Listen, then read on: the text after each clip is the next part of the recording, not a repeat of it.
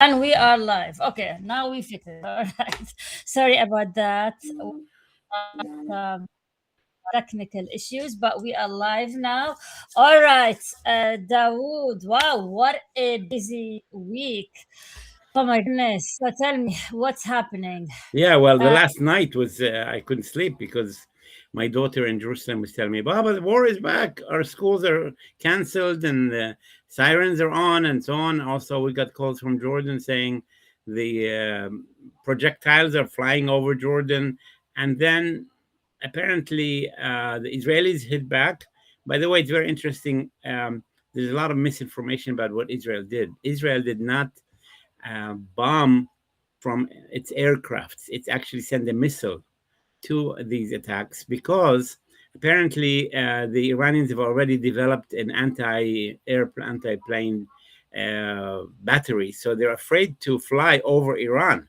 I, Again, you hear what Trump said: we destroyed their anti-air missiles. Now, apparently, the Israelis are sending missiles from far away rather than flying over Iran. That's one thing. And the other thing is, even though Trump asked the Israelis not to retaliate, it seems that they took half of his advice, which is he advised them not to attack energy sources and bridges and so on. And they stressed in all their statements that we attacked military sites. So, which means that they normally don't attack military sites, but now the Americans are urging the Iranians not to respond, and we'll see. So far, they haven't responded, as far as I know. And I'll bet you the Iranians are smart enough to make the Americans pay for this. They will not respond in return, maybe for the Iranians, the Americans giving them more or releasing more of their money or giving them some other events. But I think we are at the very edge. It could go into a big another war, or could all of a sudden be a peace treaty. But I think we need to say something about the Israel. Israel is about to have elections, and all the opposition people who people think are moderate were urging Netanyahu not to accept a ceasefire. And so when he hit Beirut, he didn't do it for his own reasons. He did it for electoral reasons, which is really sad. I mean, people are dying, and the whole conflict is being resurrected because of electoral, wishes of Netanyahu not to lose. That's really sad. huh. So, okay, for me, when I saw news about sirens in Jordan, I was like, what is going on? Are we back to where we started? One. And two, is Netanyahu now or Israel defying the US orders? You want to put them? Especially about, we had last week that, the news site Axios released some of the conversations between Trump and Netanyahu, and he called him, quote unquote, effing crazy. Everyone hates you. Everyone hates Israel. And then And I kept you out of jail. If it wasn't for me, you would be in jail. exactly. So is now the US gonna lose their strongest ally because of what's happening? They're definitely not listening to them. They're threatening them. How? And then now their missiles are flying back and forth. What's gonna happen to this supposedly long-lasting relationship between the US and Israel now? There's two things, Natasha, that I think we need to pay attention to. Israel is dependent on the U.S., but also Israel has a lot of pride in being, independent. And so I remember once Tom Friedman said, if you ever want to criticize Israel, you should do it with invisible hands. What he means is, if they see the hand that is squeezing them, they get upset. But all of a sudden, spare parts for F-15 are delayed. All kinds of, oh, sorry, that was a computer ditch. It's not, we really love you, but it was just a computer. So the Israelis get the message without actually seeing the hands that are squeezing them. And I think also with Iran and Hezbollah, I think people overstate the fact that Hezbollah is a proxy of Iran, as if Hezbollah doesn't have its own decision-making process. And I think it's also an issue that we need to kind of, the Americans say, we talked to the Lebanese. There's a Lebanese-Israeli ceasefire. Why is the Hezbollah didn't violate the ceasefire? Because they were not part of the ceasefire. They're saying, we will agree to ceasefire when the Israelis withdraw from South Lebanon. and stop their attacks. And that has not happened. The best that the Americans could give them was that they will not attack Beirut, and that they violated that and they attacked Beirut. And that's why the Iranians then hit back, because, again, their agreement with the Americans is that it has to also include Lebanon. And that's what is the biggest problems. Yeah, but the fact that it's contingent upon whether hitting or not hitting Lebanon means that Iran is also watching for Hezbollah. I mean, in a sense, is, if you want to say air proxy or not, they're, they want to make sure that also Hezbollah, which they're funded by them, is also protected. Isn't that true? Hezbollah and the Lebanese government are not friends. That's clear. The new government in Lebanon is very much anti Hezbollah, but it's still a sovereign leadership that says we need to have Israel out of every single inch of Lebanese territory. And Hezbollah said once they're out, we will join the Lebanese army to create a national security front. So, they're stuck because the Americans and the Israelis are saying, first, Hezbollah has to disarm and then we will withdraw. Hezbollah says, first, Israel has to withdraw from our land and then we will disarm. And so it's a catch-22. Everybody's trying to wait for the other side to stop the war. Yeah, I mean, I think adding Beirut to the equation complicate the situation for both Iran, the US, and Lebanon. Which is, I don't know, should Iran stay away from Lebanon and not interfere in its affairs, which is actually what's happening now.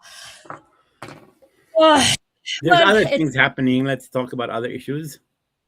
yeah, I mean, for me, watching here the news, I think the biggest one is, at least here in the US, that's been people talking about besides the war, is what happened at 60 Minutes.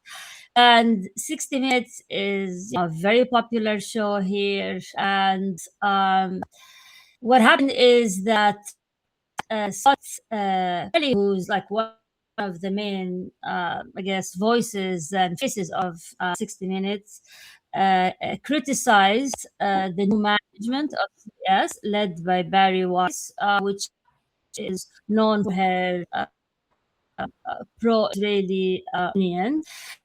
And because of his criticism, he was fired. And I feel like the appointment of Barry Weiss has been causing a lot of drama at CBS right from the beginning. And this is the latest one. So what do you think now is the future of CBS? Is CBS going to keep Barry Weiss after all of this? And where are we going?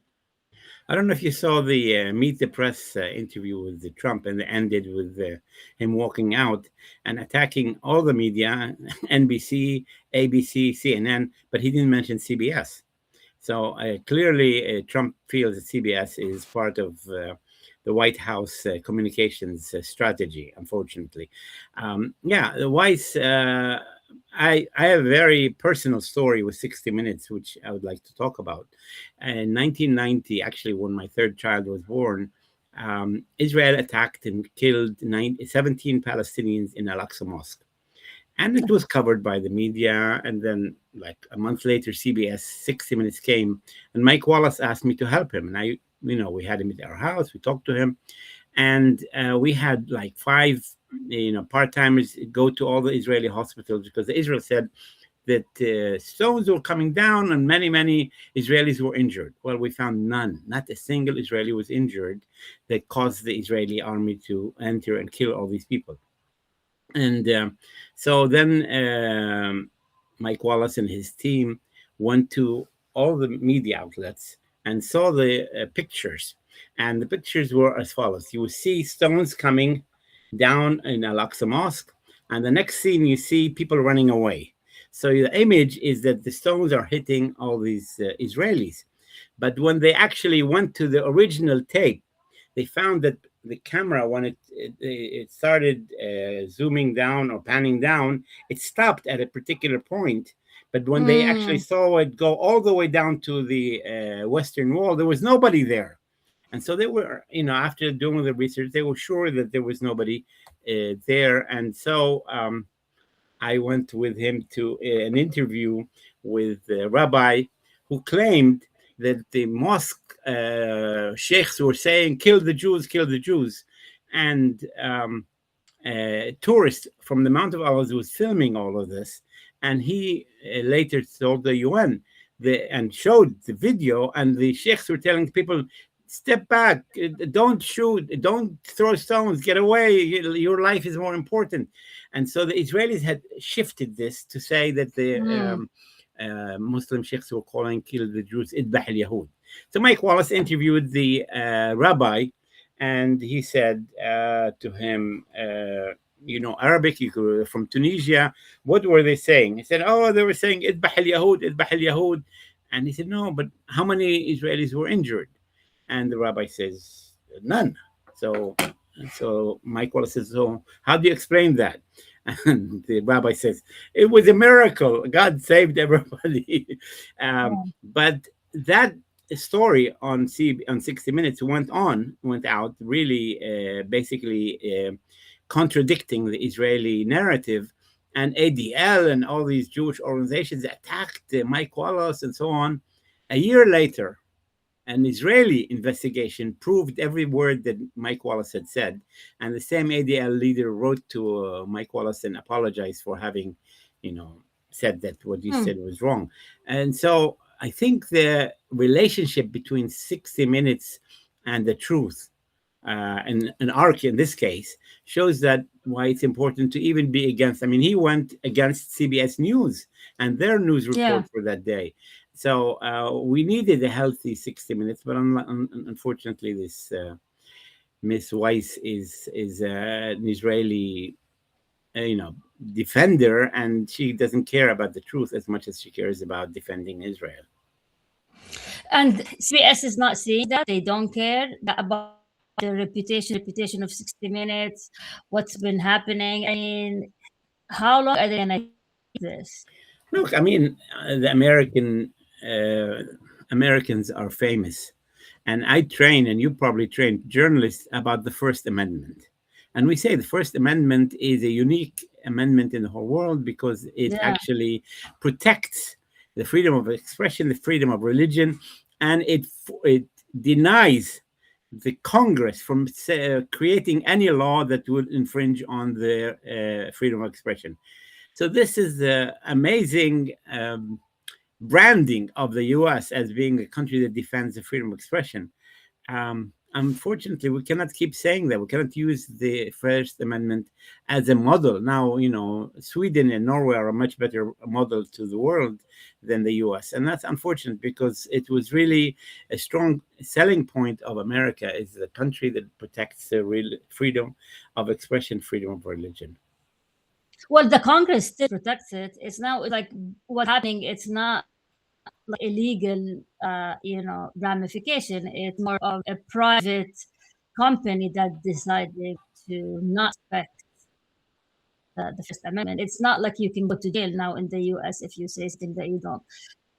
Yeah, but the And FCC could have stopped these purchase of 60 Minutes from Paramount, and now they want to buy CNN. And there's a clear effort to um, uh, condense media ownership to one or two people so that they can control the narrative. It's really scary. does it even really matter now when people don't even watch the news anymore, especially the younger generations? Doesn't even matter in the Yeah, scheme of things. I mean that's true. I mean, on the Palestine-Israel issue, it's clear because the Israelis, in a funny way, did the Palestinians a favor by keeping the foreign press out. It Yeah. allowed young people with cameras and with telephones to be the journalists, and they, basically unfiltered. So, sometimes you have to be careful when you deny foreign press. You will get a much worse press than you would if you have a more balanced press presence. But I think we need to think of media in a much wider sense. Yes, the AI and social media and digital media are changing the landscape, and but still, you still need really good journalism, and 60 Minutes is really one of the best platforms for really good journalism that I've known. Hmm. That's too bad. Who knows what the future holds for 6 minutes? Again, does it even matter anymore? I mean, that's the question, especially when more and more people are opting not to watch the big screen and they're watching the small screen or the medium screen like their iPads. And another thing that happened also related in the US, I'm just telling you what I've been reading in the US news is I'm not sure if you've been following the Tribeca festival. There was this comedians and there's an actor, there's Ellen Gold, he's a comedian and an actor, and there's an famous influencer. Her name is Lisa Vitsky, and she's known for being pro-Israel. And they were making remarks on the red carpet of the movie called The Wedding Entertainer, and they started joking about the rape of Palestinians. And one of them said, "Oh, I was raped by Palestinian dogs," and they mentioned, and they were like really mocking the story that Nicholas Kristof wrote in the New York Times, and we actually talked about it. But Tribeca Festival publicly condemned that, and it's like we should not talk about rape. So I was actually impressed that Tribeca Festival, publicly condemned what they said. I was also shocked that people would be so insensitive and joke about rape in such a public place, and they think they can just get away with it, or what were they thinking? I mean, are they so disconnected that they think that's a good joke? But I don't know. So that's been what we think. Yeah, I think you're right. I think people are more afraid of different, acts of discrimination, Islamophobia, anti-Semitism, but exaggerated anti-Semitism, using, I think people, especially because young people are taking power. The Gen Z generation are saying we have to be heard, and they're now voting in much more than before. So I think people are taking them seriously, and I think we will see in the midterms whether they will actually go out to vote. But if they do, what Jersey that just won, I'm interviewing today Chris Rapp, who in Philadelphia went against the Democratic Party and didn't take APAC money. And we have in Michigan, we have so many new faces that are no longer the Palestinian issue is to one or two people like Ilham and Tlaib, but Yeah. many more. And even in Texas, the guy running against Pakistan is saying we should be respectful to our neighbors, and I think he has a much more middle of the. I think we'll be seeing changes, and I think the young people have to be credited for stepping up and voting and being heard. Do we want to talk Yeah, about the patriarch visiting the patriarch. White Yeah, House? yeah. That was a very let's say interesting story that happened. And I mean, if you can tell us more about it, because you've been covering the issue of Christians and Arab Christians for a while. But if you can tell us about the Holy Land Christian, the patriarch. What's his name? I have his name somewhere. Theophilos. The second he met Trump at the White House. Well, yes. So if you Well, can tell us it's more very about it, yeah. interesting because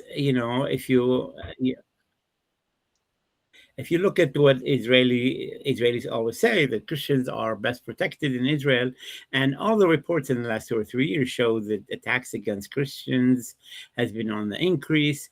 And now we have the best proof of that is that the patriarch of the Orthodox Church, the biggest Arab Christian group, is now at the White House asking Trump to help protect Christians. So I thought, but clearly Trump, welcomed the patriarch. Nice, the cross of the. That's two things that he he called for Trump to protect Christians, and he called for Trump to respect the Jordanian custodianship of the holy places in Jerusalem, which is quite interesting. Of course, there was some pushback by some Christians in Jordan, especially saying we don't need the patriarch to defend us, that we are a part of the Jordanian and Arab culture, and because the patriarch is Greek. So there was also kind of a criticism of the visit. But anyway, I think it goes to show that the situation of Christians in Holy Land is not as good as Trump and Netanyahu tries to present them. Hmm. And speaking of the Holy Land, what's been happening in the West Bank? I mean, things not even in Gaza now. I've been following a lot of news about killing of the baby, the 7-month-old in the car, and the arrest of the Palestinian soccer female soccer players. What is going on? Well, because the Iran war and the Lebanon situation is basically sucked up all the media oxygen, the Israelis are acting the way they've acted. They're, expanding their presence in Gaza. They continue to shoot and kill Palestinians, even though there is a ceasefire. They continue to prevent the second phase of the Trump plan from being carried out. Now there's meetings in Egypt to try to find ways to overcome the Israeli obstacles. But yes, a 7-month-old child who was killed. Again, the settlers and the army are acting without any accountability. Smotrich, who's this famous, right-wing Israeli minister of finance, was in New York in the Israel parade, which made anyone who participated in that parade look really bad, including the head of the Democratic Party in the Senate and others, and the governor of New York. But again, we need attention to all these areas, and they're only being attacked now in Albany and Stephen Witkoff, who's busy with Iran, with Russia, Ukraine, and other issues. So there's nobody paying attention to the Gaza and the West Bank situation. And now Egypt and Qatar are trying to reinstate and reinvigorate the Gaza plan, which has been basically dead. Nothing is happening there, unfortunately. Well, I saw on your account the arrest of the soccer players, and soccer now is or football. I'm too Americanized. Is on everyone's mind now because of the World Cup. What is the deal with that? Why would they arrest these two?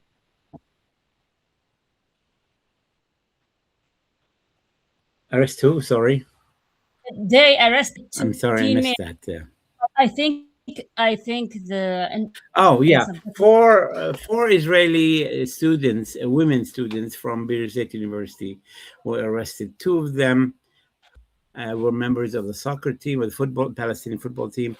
One of them is an American citizen, and Chris Van Holden in the Senate spoke about why is nobody asking about the whereabouts, because the U.S. embassy is supposed to be responsible for the whereabouts of Americans, and they were arrested, held without charge, without trial, like thousands of Palestinians. And for Israel, nobody's an American. Everybody's a Palestinian, even though they carry an American passport. But the dual citizenship for Israel doesn't count. It only counts outside of the areas under Israeli control. We don't know the reason. We've tried to check. One of them is a Christian woman, and the Lutheran Bishop of Jerusalem issued a very strong statement calling for her release. But again, Lutherans don't count. Chris Van Hoven doesn't count. Only the White House counts, and the White House is now embroiled in a problem with Netanyahu over Lebanon and Iran. I don't think he's going to be talking about a few Palestinians being arrested. What was the charge? What were they arrested? What did they accuse them of? Well, they're not charged. We don't know why they were arrested. There are students at the university. They might have been active in protest of some kind, but that doesn't allow Israel to arrest them without charge or trial. But again, this is old British rule that existed before 19, what is called administrative detention, which is kind of a preventative detention. You don't know if somebody's done something, but just to be on the safe side, you take them off the streets and put them in jail. Well, now there's like two, 3,000 in Israeli jails, and they're held not every 6 months. So people are there for years that have not done anything, have not been charged with anything, and there's no trial for them. It's a sad Hmm. situation. Very sad. And what's been happening with the Christian village, which is like a Christian town? It's been a lot of like Yeah, huge type. Italian incursion, yeah, lately. Yeah, there's again, we don't know who's going to be putting an end to the Israeli crimes. They're war crimes because by law, the Geneva Convention says you're not allowed to take people out of their homes into Israel, or you're not allowed to collectively punish a community. And settlers are all illegal because they're not allowed to control a territory that is being occupied. But all these violations Hmm. are not being followed up by Israel. We have two new people, Hmm. Natasha, today. Ah, let's see who's Lucy, here. Hi, Rome. Lucy. Hi, Lucy. How are you? Good to see you here today. And we have Jack Travels. There's another person joined us, BD Gordon. Hi, everyone. Please feel free to jump in if you have any questions. You have Dawood here. He's a veteran Palestinian journalist. If you have any questions, feel free to ask him. It's your chance. And we would love also to hear from you if you have any suggestions or to improve the show for any topic. I made a plea to Trump, Natasha. I called on Trump because he's a maverick president. I said, you want to talk to the head of Iran, you want to talk to the Khomeini. Why don't you talk to Marwan Barghouti? Marwan Barghouti is the most popular Palestinian leader who's in jail and who has refused to become radical. He continues to support the two-state solution, and he convinced Hamas and Islamic Jihad to sign a document saying we only want to have a Palestinian state next to Israel. So I said, why don't you talk to him or have your people talk to him and give him attention? Because he's under solitary confinement, and in a way, he's like the Nelson Mandela of Palestine. So Yeah. I wrote a piece calling on Trump to talk to Barghouti. I don't know if his people Did read you it, get but any responses? Did you get any not yet. responses? No, no. Yeah, But feel free I to. think it's the only person who might think of this is Trump. In fact, one time he said something nice about maybe I should talk to Marwan Barghouti like 2 years ago, but I wanted to revive the issue. And his wife is a good friend, he's a lawyer, and Marwan just won the highest number of votes in the Fatah Congress, so he's very popular. He's right there, ready to be the next Palestinian president, but he's in jail, and the Israelis need to kind of respect him and deal with him as a respected counterpart rather than as a prisoner of war or political prisoner. Yeah, yeah. Will only time will tell what happen, but it's just non-stop and stay safe, Dawood. Thank I you. know Next week I'll be in the Amman. We'll talk from Amman. where are you now? Are you still in the US? You still Yeah, in the US? and Yeah. maybe we should bring in some new guest Yeah, I experts was as well. thinking maybe next time we can have a guest with us. We have three people then. We'll coordinate. And for anyone who's also watching this or live, we also just start our YouTube channel. So if you miss that, you can catch us. Also, we're on Spotify, Apple Podcast, all these places. You can just catch us there. And thank you for everyone for joining us. And feel free to reach out anytime. And we will see you soon. Bye. Bye.